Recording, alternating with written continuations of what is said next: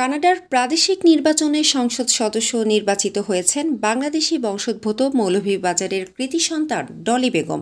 ২৭ ফেব্রুয়ারি অনুষ্ঠিত নির্বাচনে ৪২.৯% ভোট পেয়ে স্কারবোরো সাউথ ওয়েস্টের এমপি নির্বাচিত হয়েছেন তিনি। ডলি বেগম এনডিপি থেকে প্রার্থী হয়ে ১৪,৫৫৭টি পেয়ে নির্বাচিত হন। তার নিকটতম প্রতিদ্বন্দ্বী ছিলেন পিসি পার্টির আদি ডারামুলা, তিনি পান ১০,৪০০ ভোট। আর তৃতীয় হন লেবার পার্টির কাদিরা জ্যাকসন, তার প্রাপ্ত ৭,৭৮৬টি। ডলি বেগমের এমন সাফল্যে উচ্ছ্বসিত পরিবার, স্বজন ও মৌলভীবাজারের বাসিন্দারা।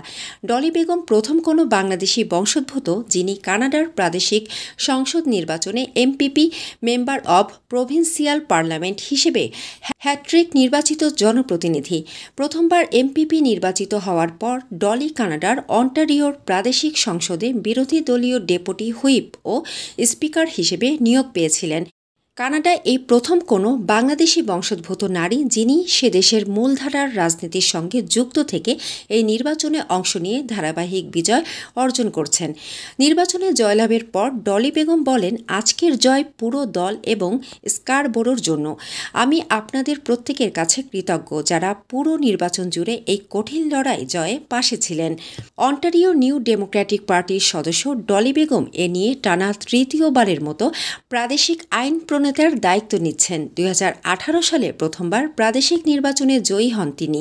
এরপর এখন পর্যন্ত তৃতীয়বারের মতো জয়লাভ করলেন তিনি। ডলি বেগম সিলেট বিভাগের মৌলভীবাজার সদর উপজেলার মনোমুখ ইউনিয়নের সন্তান। পরিবারের সঙ্গে শৈশবে তিনি কানাডায় পাড়ি জমান। তার বেড়ে ওঠা অন্টারিওর স্কারবোরোতে। পরবর্তী সময়ে টরন্টোর ডব্লিউ.এ. পোর্টার কলেজিয়েট ইনস্টিটিউটে পড়াশোনা করেন। তিনি টরন্টো বিশ্ববিদ্যালয় থেকে স্নাতক এবং ইউনিভার্সিটি কলেজ লন্ডন থেকে উন্নয়ন, প্রশাসন ও পরিকল্পনা বিষয়ে স্নাতকোত্তর সম্পন্ন করেছেন। মানসম্মত হাঁস ও মোরগের চাহিদা পূরণ করতে আল আমিন হালাল লাইভ পোল্ট্রি রয়েছে আপনারই পাশে।